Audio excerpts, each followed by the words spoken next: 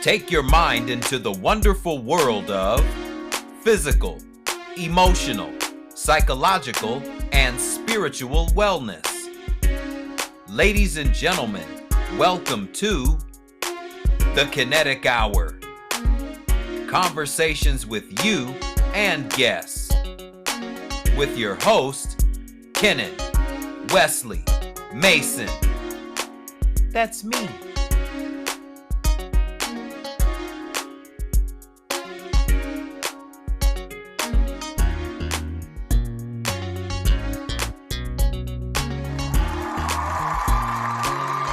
Good morning, good afternoon, and good evening, and welcome to another edition of the Kinetic Hour. Thank you all for tuning in. Thank you for streaming as we are streaming live here on Facebook. Be sure to subscribe to my YouTube channels here, the Kinetic Hour at Kinetic, Kennetic. That's the Kinetic Hour. Also, Kinetic Fit and Wellness Info. That's Kinetic Fit and Wellness Info. Once again, Kennetic.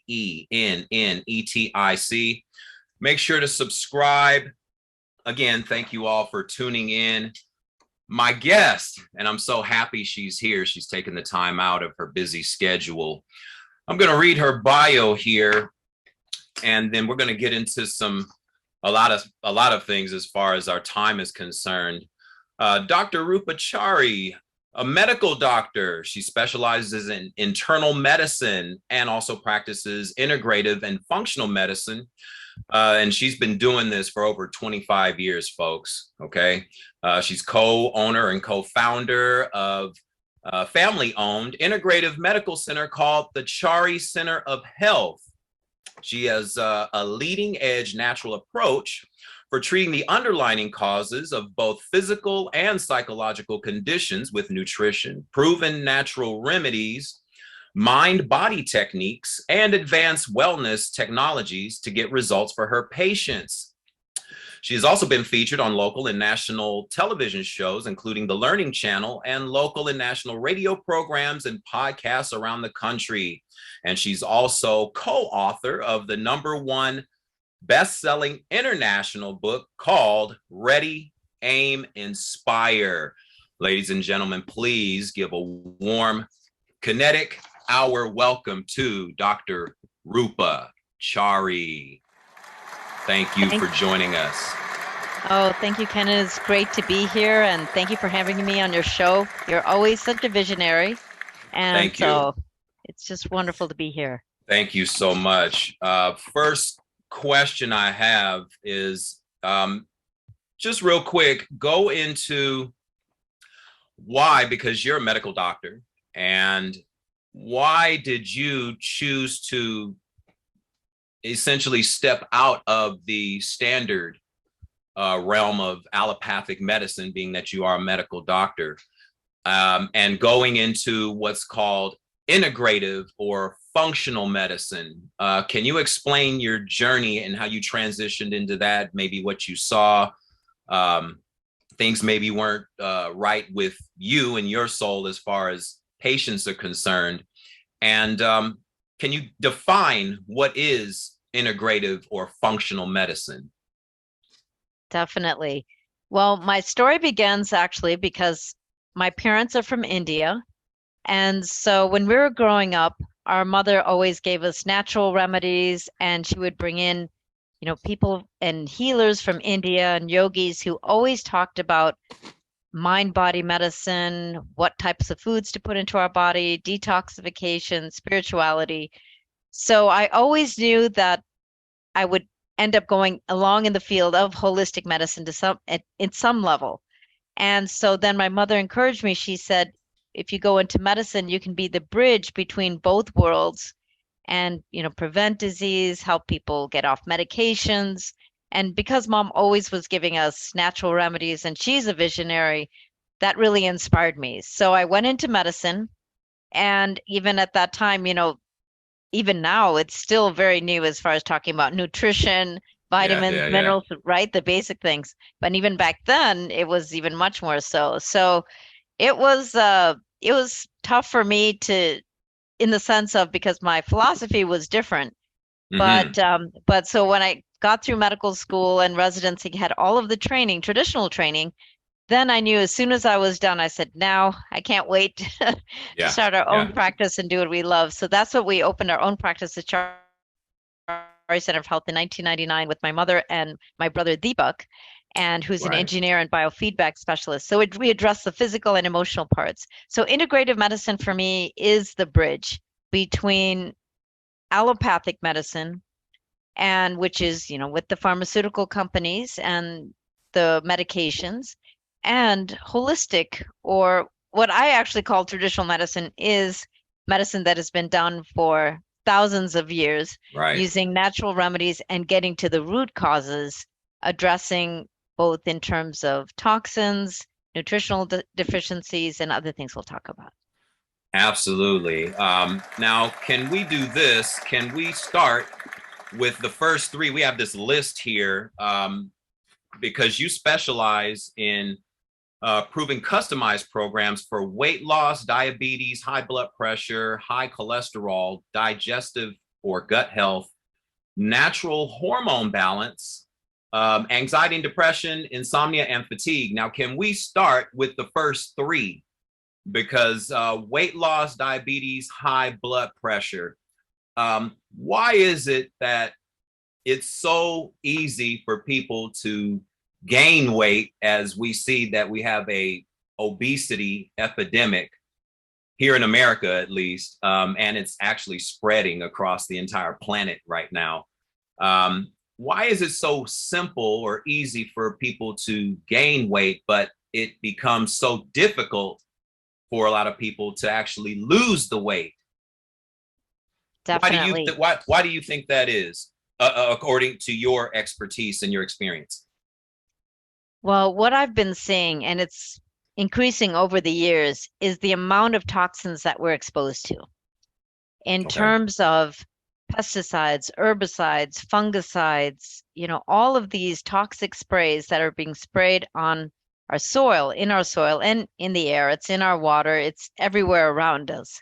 So our body needs to build kind of a protective defense against all of these toxins to protect our own organs and our cells. So our body will tend to hold on to fat as kind of a buffer to protect us from that. And then on Right. top of that, then we have all of these genetically modified foods, which is not natural. And Mhm. that creates tremendous inflammation in the gut. So Right. the root of all issues, even they said this over 5,000 years ago, all of the ancients talked about this, whether it was Ayurveda or Chinese medicine, whether it's from India, China, Asia, Europe, they all boil down to the basic root cause. They said gut health is the first place to address any issue or symptom, whatever it may be. And our gut is getting assaulted with all of these toxins, and that not just limited to chemical toxins, but also different electromagnetic frequencies, radioactivity, heavy metals. So we're being bombarded. And then our foods are so highly processed. And, if you can't read the labels or pronounce the labels, at the back of the package, odds are it is going to have some level of toxins Right. and toxicity in the body as well.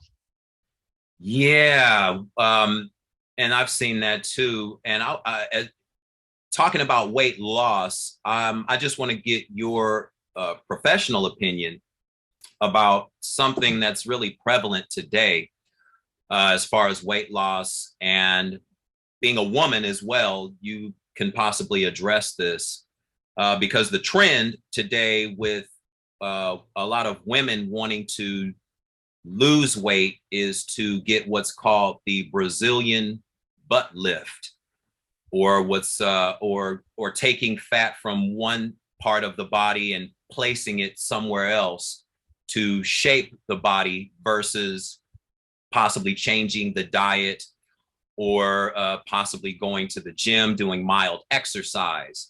What do you see with that topic, just out of curiosity? Well, yes, a lot of women are getting either surgery or different types of procedures to get rid of the fat. But the issue is, again, going back to the root cause of why that's happening in the first place. And the other thing is with all the toxins we're exposed to and the chemical toxins, they create what are known as, we can call them very toxic forms of estrogen. And Okay. those toxic forms of estrogen end up binding to the cell in the same places that our natural estrogen would bind to, but it's very toxic and the cells become very inflamed, the organs become very inflamed. And then we see all kinds of other issues with women, whether it's breast cysts, ovarian cysts, fibroids, and other more significant issues even from there. And because our liver is our main detoxification organ. And when Yes. our liver is just being bombarded with all of these toxins in all of its forms, it's not able to as efficiently break down the estrogen. And in between breaking down the estrogen, estrogen is bound to fat, and then the body wants to make it dissolvable in water so we can pee it out, poop it out, breathe it out. Right. But in that process of doing that, the in between form of estrogen is really toxic. And that is the toxic form of estrogen that can cause a lot of havoc in women, in their Hmm. breasts, in their ovaries, in their uterus. But if the liver is overwhelmed, it's doing the best it can, but it's not able to get rid of that. And so we're seeing that it's with plastics as well, but not just plastics. It's just even beauty products or cleaning products. Yeah. All of these different things can really lead to a lot of toxicity and toxic forms of estrogen. And we're seeing even in men, their Yes. estrogen levels are really skyrocketing too, Yes. and they're ending up with larger breasts and larger bellies and other issues too. So we need to really work on detoxification. Is so important in this day and age more than A- ever. Absolutely. I agree 100%. Which goes into the next one here, diabetes, because diabetes is another uh, condition. I actually call diabetes one of the big three, cancer and heart disease being the other two. I think those are probably the most recognized illnesses here in America. Um, what is type 2 diabetes, and what's the difference between type 1 and type 2? Because we hear about type 2 diabetes mellitus more often, but many people do have what is called type 1 diabetes. So can you differentiate the two? Absolutely. So type 1 diabetes is, you can almost think of it as an autoimmune disease, which is where the immune system is attacking its own body. So in that condition, the immune system has damaged the pancreas. And the pancreas is the organ in the body that creates the insulin, produces it and releases it into the body. And then that insulin helps drive sugar into the cells. And ultimately, sugar needs to get into the cells so we can create energy. Right. So a lot of people, it can be genetics, but even with toxins, we're seeing more and more children who are developing type 1 diabetes because the gut is inflamed. The gut is responsible for most of our immune system, and then that can lead to other autoimmune conditions. And genetically, if they're predisposed, they may develop type 1 diabetes. And so for that, they would need to take the insulin injections to give them that extra insulin that their own pancreas isn't able to produce. And that gets tricky. They have to monitor their blood sugar and take the insulin, at least a couple of times a day and things of that nature. Now, type 2 diabetes has become an absolute epidemic, again, for the same reasons, including the toxins, the food sensitivities, and when we're eating foods that don't have enough fiber, we're not getting enough fruits and veggies and whole foods and eating more of the packaged foods or processed foods. All of these packaged foods can also create a lot of inflammation in the gut, particularly gluten. Gluten is a big cause, and the reason is it's not because we wonder suddenly why is this gluten Right. rage going on, right? The Why is gluten everything phenomenon. the gluten phenomenon? It's like Yeah. everywhere, Yeah. Yeah. like an epidemic, and that's because our grains nowadays have up to 90% more gluten than they did, before 1960s. Mm, Gluten is like the glue. It binds the grain together. But when correct. there's too much of it, bread, they said if we looked under a microscope, it looked like chemicals and rubber. Yeah. Yeah.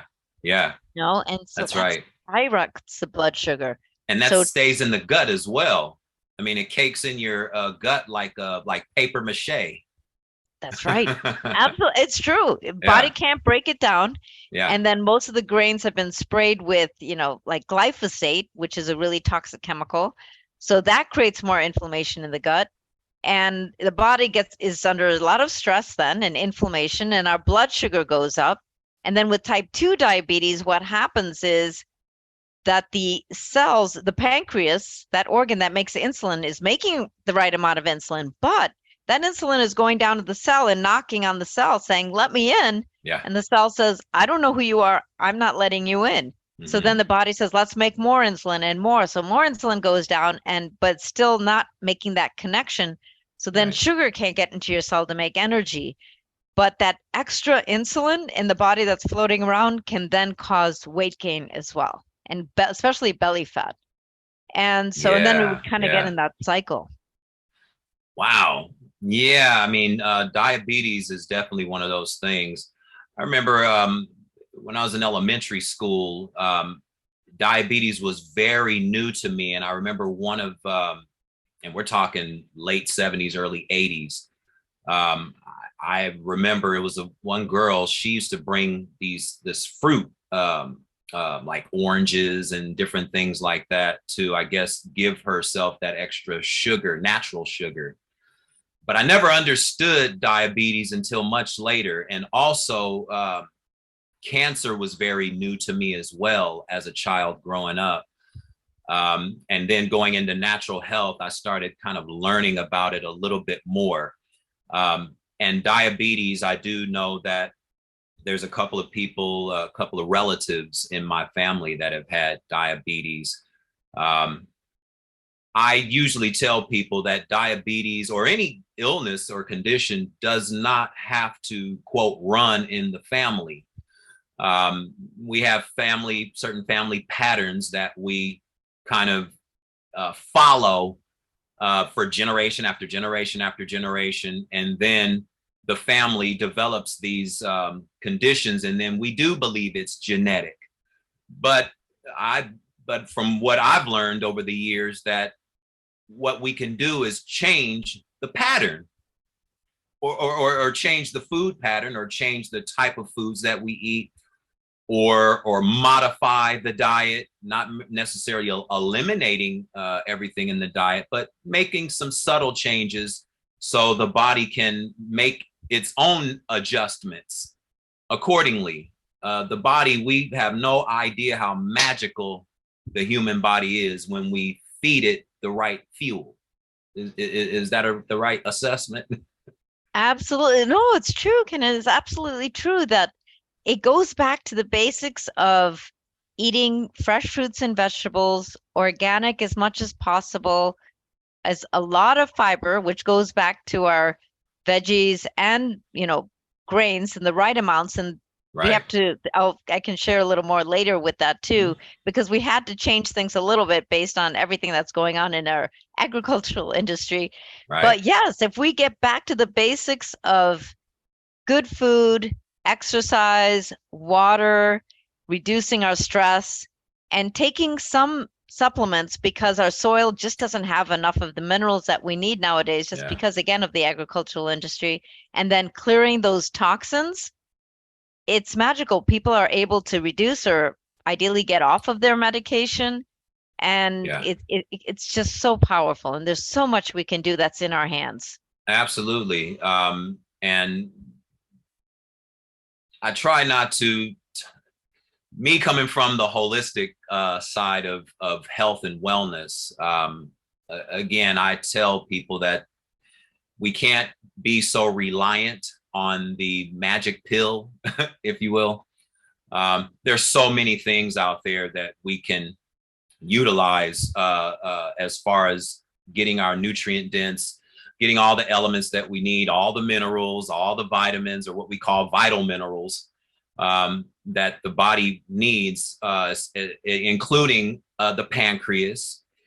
and all other, or like you mentioned, the liver, our liver, we're taxing the hell out of our liver every single day with all the pests, like you said, pesticides, herbicides, and one that I've come across quite frequently is, and you may have heard of this, it's called paraquat. I think it's I guess it's like an herbicide that's also sprayed on some of the food and soil, and a lot of people are coming up with these oddball illnesses as well as a result of eating the foods that have this overly toxic chemical. We're chemicalizing all of our produce, the very things that are to sustain us or to keep us as healthy as possible throughout our life journey. And we do need to get those things out through things like cleanses or juicing. I like to juice, which is probably one of the easiest ways to get the nutrients into the bloodstream, which cuts down on this next one here, high blood pressure. And high blood pressure can be created through many ways, not just food, but also our toxic thoughts as well. Can you speak on that, high blood pressure? Yes. Well, our heart, the seat of our soul, is connected to not only what we eat and what we drink, but what we think, just like you were saying. Mm-hmm. And so it's very interesting. There was one cardiologist who was very broad-minded, and what he said is sometimes that what he's seen is when the heart muscle isn't able to pump as it should be. He called it, and he said more doctors were starting to call it broken-hearted syndrome. Mm-hmm. And that Mm-hmm. that was very powerful. Yeah. Because he said, our thoughts and our emotions affect our cells. Our cells are like mini-me's. They're like mini versions of us, Yes. right? Yes. Yes. And they respond to how we're feeling on a constant basis. And we're all going to go through fluctuations. They say Yeah. emotions are energy in motion. Mm-hmm. But the Mm-hmm. key is when we get stuck in that emotion, then that creates more stress hormones. And then those stress hormones aggravate, like adrenaline, aggravates the heart, and the heart will pump faster and faster and faster and be under more stress. And then that's why they've seen most of the heart attacks take place, on Monday morning, because as Right. people are getting back in the work week, it's like, oh, they Yes. don't want to go there. And so, That's right. it's so the emotions are so important. Oh my goodness. And Can't emphasize that enough. that's a statistical fact that more heart attacks take place today. There will probably be at least 5 people that will have a heart attack because they hate going to their job, or they're maybe having trouble in their respective relationships, or or just whatever it may be. It's so overwhelming that they don't know which way to turn, and this pressure it gets so much, then it combusts, heart attack, or even a stroke. If it goes to that degree. So yes, high blood pressure, or what was called hypertension, once upon a time. I don't know if we still use those terms anymore, but it once was called hypertension, meaning, I guess, the heart becoming hyper based on our thoughts, anger, resentment, all of these different thoughts that change our body chemistry. And it can create I guess, a higher heart rhythm, or arrhythmia, if you will. Is that correct? Absolutely. Absolutely. And, the heart rhythm is also affected. It's definitely affected. I've seen people under tremendous amounts of stress suddenly develop these arrhythmias, as well as if they're not getting in enough nutrients and a Mm-hmm. lack of minerals, uh, particularly, let's say, magnesium, but there's other ones as well, then Right. that can make them more prone that something triggers it, and like an event, and then they can go into an arrhythmia. Mm-hmm. So yeah, it's very complex, but the beauty is that at the same time, like let's say with high blood pressure, when everyone talks about cholesterol, but we have to even take it back a step to say, why is the cholesterol going there in the first place? And yes, it can be from eating, fast food diet or a lot of processed foods, not enough exercise, not enough water, but Hmm. also stress reduction. Meditation is very important.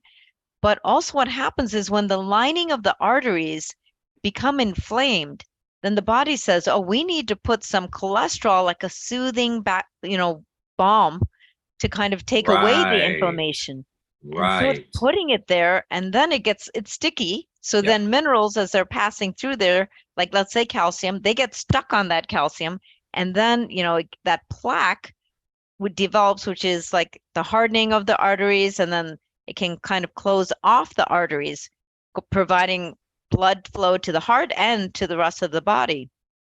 So and they've even linked that as well to underlying infections that can lead to the inflammation, that leads to the cholesterol, that leads to the minerals depositing there, that leads to the closing of the arteries. So it can be inflammation from many different sources, like everything we shared today, plus underlying infections can also lead to that inflammation and cause that too. So it's many things put together. Our immune system is so important for our overall health and wellness. And you mentioned cholesterol. A lot of people don't realize that. Again, going back to the liver, because your liver produces cholesterol, or our liver produces cholesterol, and we're talking about high density, what's called high density, or HD, or HDL, as opposed to LDL. Can you quickly explain the difference between the two? Because there's a misconception about cholesterol. We see the commercials on TV every day about changing your cholesterol, take this drug to clear your cholesterol. But the truth of the matter is that we need cholesterol for what you just said earlier. Cholesterol acts as like an ointment, if you will, or a balm, or if you have a cut and you put ointment on your cut to kind of cover the wound. Cholesterol acts as that on the inside when you have your arteries sliced and diced because of too much salt or too much of whatever the case is. Cholesterol gets activated or produced through the liver to come and do its healing process. So, and it tends to be an overabundance of LDL cholesterol. Is that correct? Can you differentiate the two, LDL and HDL? Definitely. And you're 100% right as far as when they're trying to demonize the cholesterol, but we Yeah. need cholesterol for our brain health. Our brain is Yes. basically wax, fat, water, Mm-hmm. and we need it for our hormones. And even we need cholesterol for our cells. The outer lining of the cell, which they now say is the brain of our cell, is made of cholesterol. Right. So when people are on too many of these cholesterol lowering drugs, we're seeing higher rates even of dementia, and Mm. and and also a lot of the medications for lower cholesterol also lower your coenzyme Q10 level, and Okay. coenzyme Q10 is really important for energy for the cell, for the heart to Yeah, contract. that's right. So but now with cholesterol, there's a good and the bad, or how they put it that way. But I want Yeah. to Yeah. kind of differentiate that as well. Yeah. It's like breathing in, breathing out. We need both, right? We need daylight, we need nighttime. Correct. So that's the same thing with LDL and HDL. You can think of LDL as a car that's in your liver and says, okay, cholesterol, jump in the back seat. We're going to drive around the body. I'm going to see where there's inflammation, and then I'm going to drop you off so you can put your soothing, waxy balm where there's that inflammation. Mm-hmm. And that's LDL. And then HDL is another car that's driving around the body and picks up cholesterol and says, okay, cholesterol, get in the back seat. You've done your job. And I'm going to take you back home being the liver, where it's processed and recycled. Mm. So it's like both going both ways. So when the LDL is high, we have to look at, okay, what is a person eating? Right. But also look at what other factors there may be there, like what other inflammation may be taking place in the body that's causing the body to say, okay, we need to either causing the liver to either make more cholesterol or absorb more cholesterol from whatever you may be eating, and address whatever may be causing that inflammation. So So both are important, but if the LDL is high, there's always a reason, and we just have to Right. see what that is, and we can easily take care of that. Yeah, yeah, because people have always talk about my cholesterol level is too high or my cholesterol level is too low, or but you're saying that the body, like you say, we live in a world of duality. You have night and day, up and down, left and right. So HDL and LDL are equally important, Yes, equally. Um, absolutely. and let's see, what else do we have here? You mentioned gut health, which goes into, again, how the body utilizes energy. Whatever we eat has to go run its course through the entire body, starting with the stomach and your hydrochloric acid. And then we go into the small intestines, I guess, where, the lining has these little straw looking uh, apparatuses, if you will, that absorb. I think they're called Villi. villi. Explain how that works, because I think it's fascinating on a microscopic level. We don't really realize how the body functions internally and where we get all these different products from, the straw and all this stuff. But we have those inside of our gut. Can you explain gut health and why gut health is so important, and what is because someone mentioned to me, or someone asked me a couple of days ago about probiotics, and are they good for you, or is it something that should be considered for optimal gut health? Can you explain that? Definitely. Gut health, I feel, is one of the most important places to start. Frankly, with any condition, I don't care if it is for weight loss or high blood pressure or diabetes, autoimmune conditions, whatever it may be, we need to start with the gut because the gut is where we digest food, it's where we're absorbing nutrients, it's where we're eliminating toxins. So we need to make sure we can do whatever we can to support our gut. And digestion begins in the mouth. And Yeah. I can Right. tell you firsthand that, I used to just basically inhale food, you Yeah. know, Yeah. in between, Yeah. patients or go in work and things like that.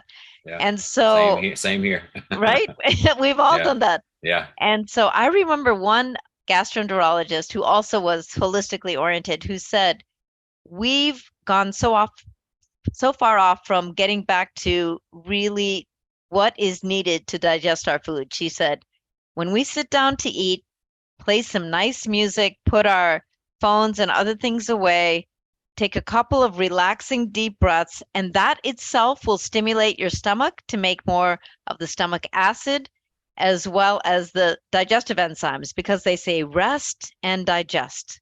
Rest and That's the digest. brake Yeah. pedal of the nervous system.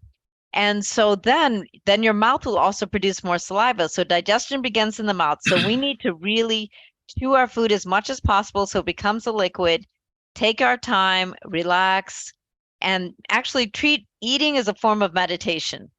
And then, Okay. literally let it, Yeah. think of it as meditation, really enjoyable, relaxing time, and really savor in Ayurveda, which is an ancient medical science from India. They said really notice the flavors, the texture of the food, the taste, and so chew your food really well. And that itself also will stimulate the contraction of all the muscles in your gut to move things down and even increase the growth of good bacteria just by taking your time and chewing your food. which All of most that, of us which most of us don't do. We like to right? gorge our food, maybe chew, because we just want to get that flavor on the palate, and so by doing that, by not chewing the food enough, that means your body has to utilize even more energy now to break this food down when it's in your GI tract. That's right. And again, we're depleting most of our energy. Your body has to utilize more water to from wherever parts of your body to come and, start to go to work on this stuff, because you haven't allowed your saliva to break this stuff down first. Because like you said, everything starts here first. If anyone wants to start to heal or clean themselves out first, many people suggest doing what's called enemas and things of this nature, but your digestion doesn't start at the bottom, it starts at the top. It starts at the top. So chewing the food is the first essential thing that we have to do, breaking down the food. Chewing the food is the first line of digestion, starting with your saliva or the enzymes of the saliva breaking down your food.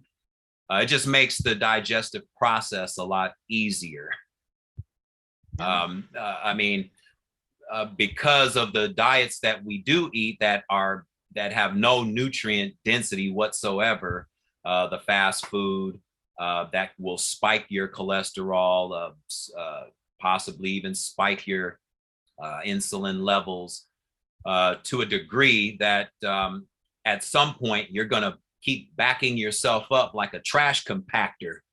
And this is how people get constipated. And then we start to see other irritable bowel syndrome and all these other diverticulitis to a degree, if you will. So yes, gut health. And I mentioned probiotics. Can you talk about the benefits of probiotics as opposed to antibiotics?